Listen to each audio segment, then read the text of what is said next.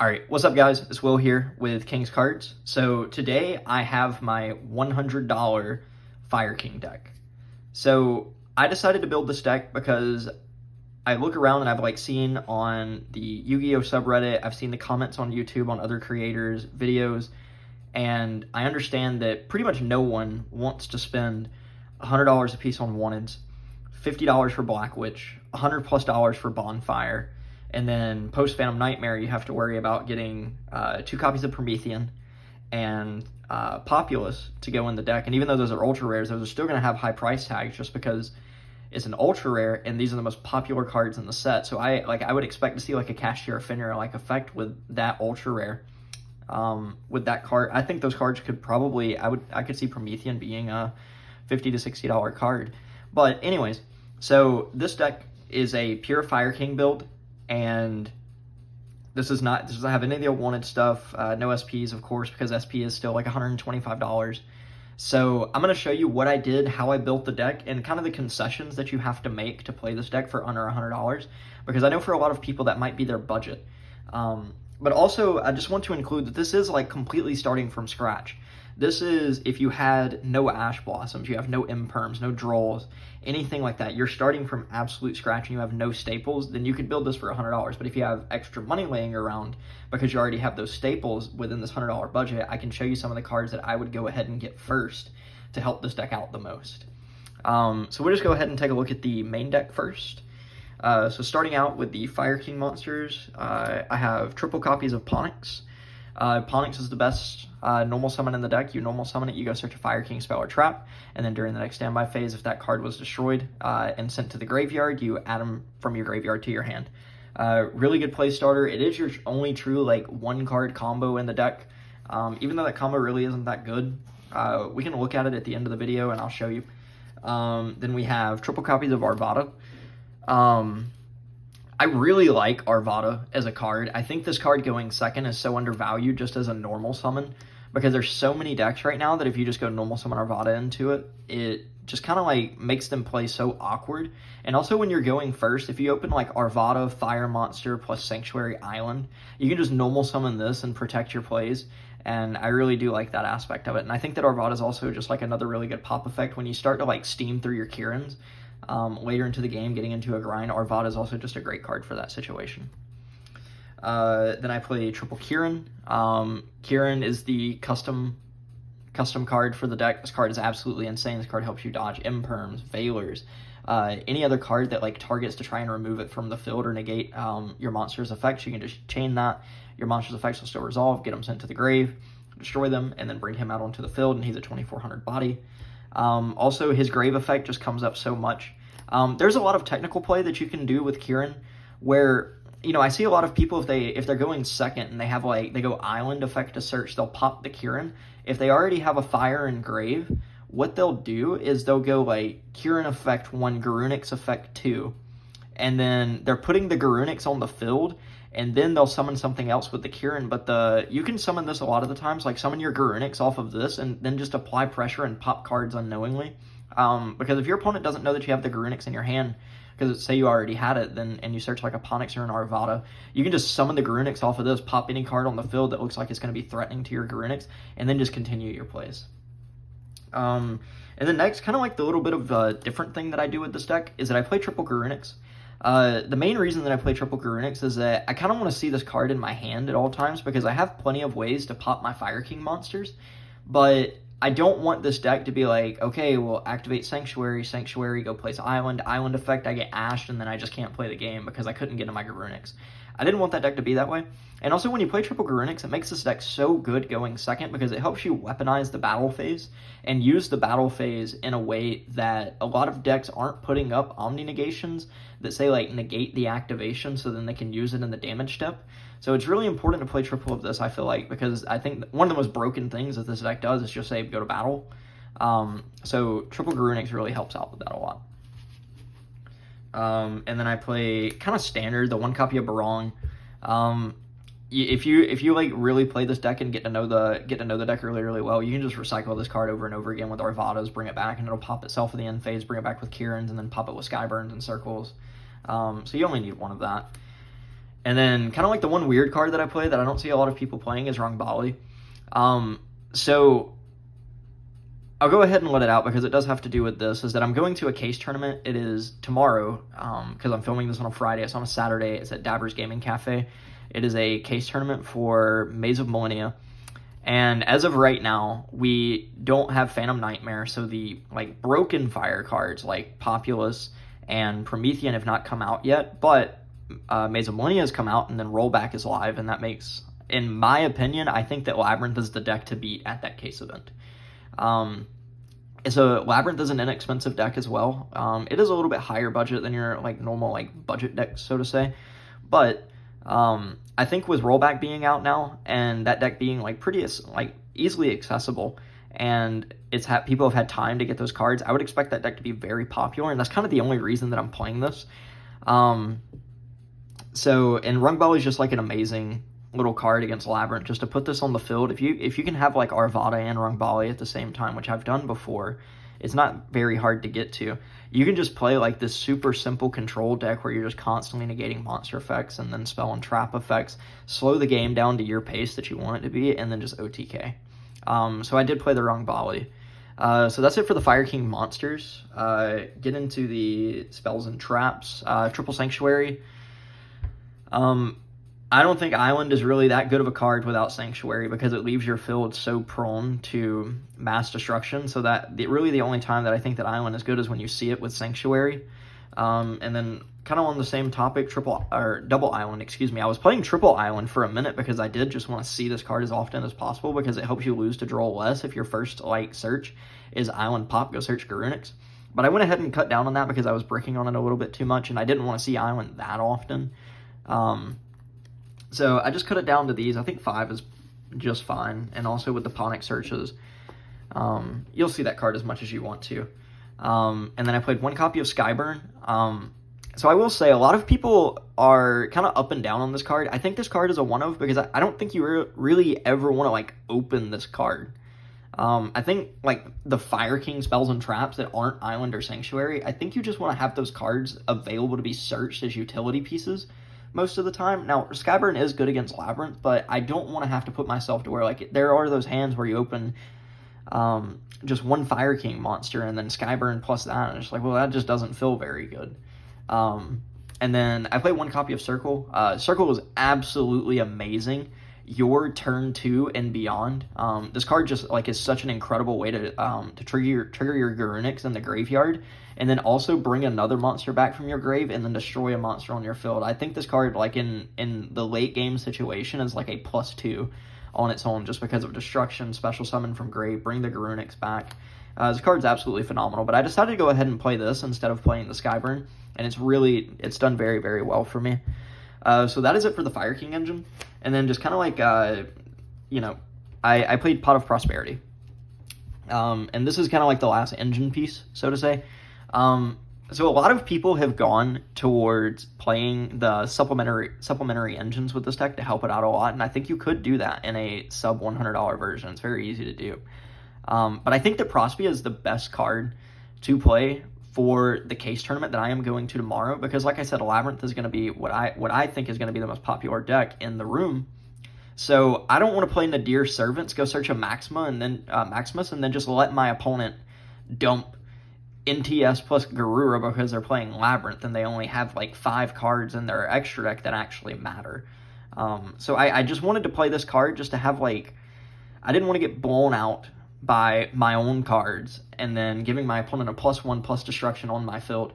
And this card is so good post side deck because it just helps you go and dig for those Evenlies, go and dig for those Lightning Storms, Feather Dusters, Super Polys, anything that you could need. But also, like, this card just turns itself into anything that you need.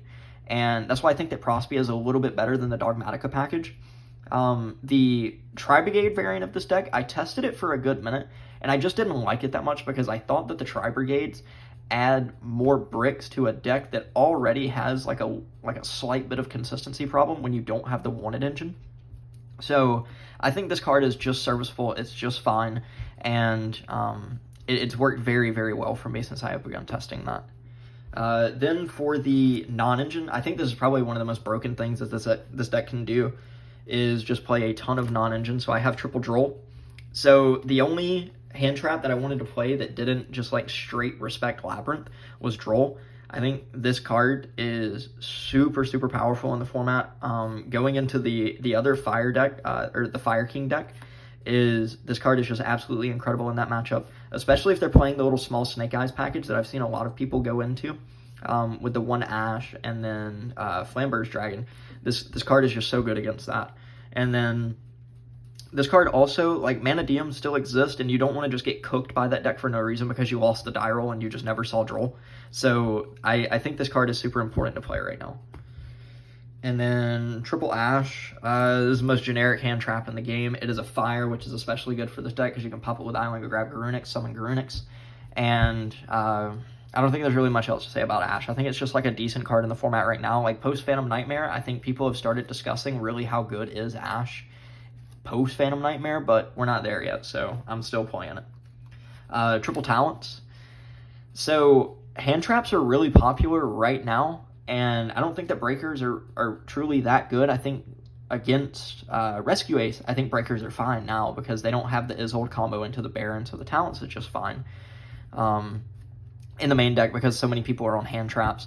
And I just want to punish people that if they do, like if I have to go normal summon Ponix to go and get to a Sanctuary, if they Droll me there, I do want to have a way to punish my opponent with a talent and then just rip the best card out of their hand. The card's also just really good going second, too. It just helps you break boards. Card's absolutely crazy. And then probably my favorite card in this deck is Enemy Controller. So I kind of took this out of my testing book for post-Phantom Nightmare because I think the Enemy Controller is just an absolutely crazy card post-Phantom Nightmare into the Fire decks. So I kind of started playtesting, and I put Enemy Controller in just to see how good it was, and then I noticed against every single deck, Enemy Controller just has something that it can do, and it's like so powerful in some of the things that it can do. Even if it's just like dodging hand trap, or dodging like imperms and Veilers with this card, but you're at the same time as like dodging an imperm or a Veiler, you're just taking your opponent's card. And this card is just so good in the mirror match. So I really do like this card. It's also just really good against Race. 1 copy of Called By. This deck has an Ash Blossom problem. This deck has a Droll problem. So I want to play this card and at least have one out into the deck because you are playing Prosby, so you do have a better chance of seeing it off of Prosby. So if you just go Prosby and then see the Called By, you just have an automatic way to beat the Droll. Then the last hand traps in the deck, Triple Infinite Impermanence, is a really solid hand trap that doesn't turn on the talent or the thrust. So I'm always going to play this card. I'm going to do the side deck first because we'll have to see the concessions that I had to make with a $100 budget. So first card is Ghost Spell. This is for Labby. Rollback is out now, and probably the scariest thing that I have seen when I'm playing against that deck is when they just go Chandragleer or Stovey Torby, pitch Rollback. That's terrifying because you'll look at just like single Bell or single Ash in your hand and be like, well, this is just useless. But I still think those cards are really good because they have to see the Rollback. It's only like a 2 to 3 of most of the time. And if they don't see that, then this card is just as good as it ever was against Labyrinth. This card's also good into the mirror. So I really like Bell on the side. Triple Cosmic. I think this card is just super versatile. Into the mirror match is just a Raigeki on their island. And then into Labby, I think this card is actually pretty solid. Into Pearly, this card is pretty solid. So this card just has like general utility. So I decided to put it in the side deck. Triple Super Poly. This card's custom. This card's broken. This card should not exist, but we're going to play it. So this card's just really good into everything. It's good against Race. This card's especially good against Race. Just hitting 2 monsters off the field, turning it into a Mud Dragon, and then you just automatically have the outs for their trap cards. This is an insane card against Rescue Ace.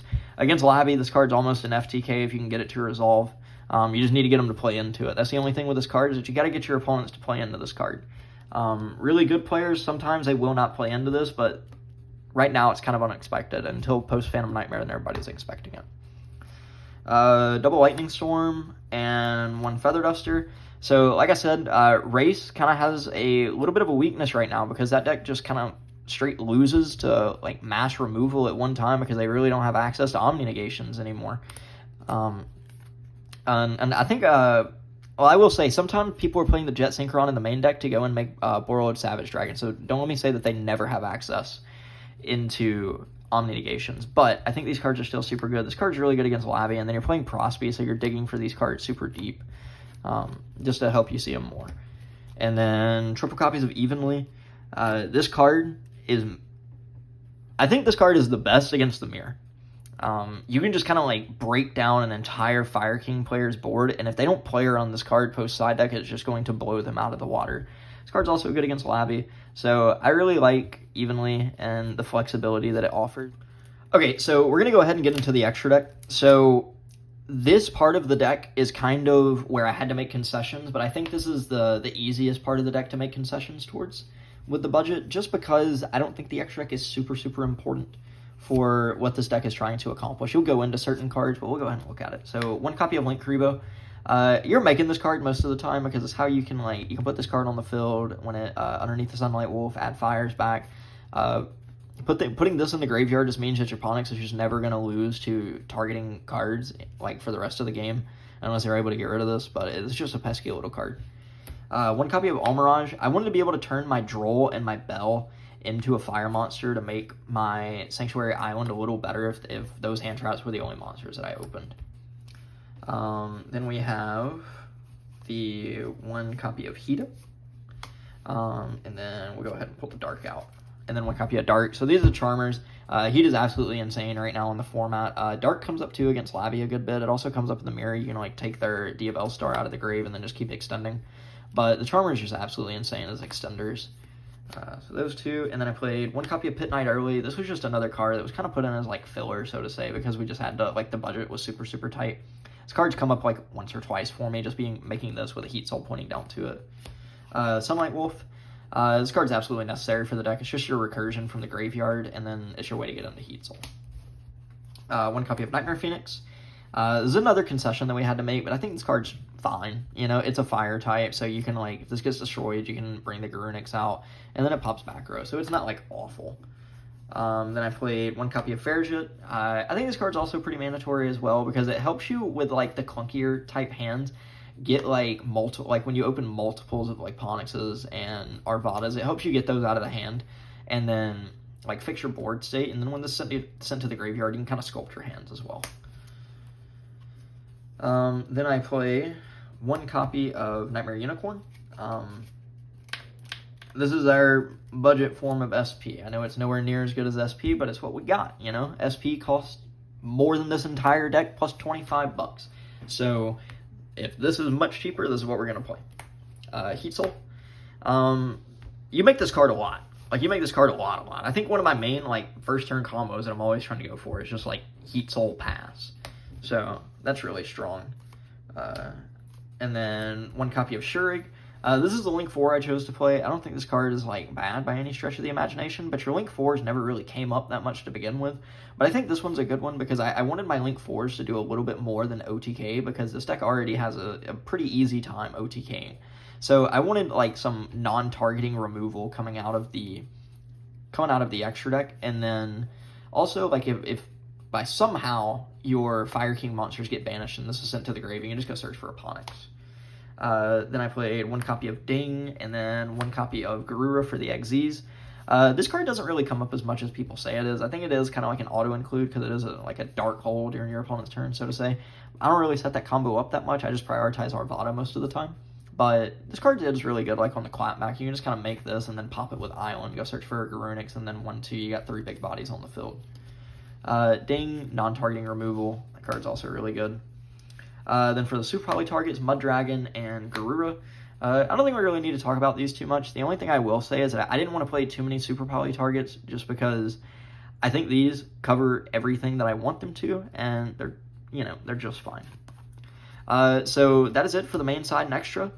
So like I said, this deck I feel like was built for a very small amount of time, which is going to begin for me tomorrow when I go to this case tournament. So what I'm going to do is that regardless of what my record is, I can go up there and I can, top this case tournament, or I can go up there and I can go X3. It doesn't matter. I'm going to come back. I'm going to let you guys know how the deck performed and, see how well that I did with it, and we can talk about it then. Okay. All right. Thanks, guys. Y'all have a good one.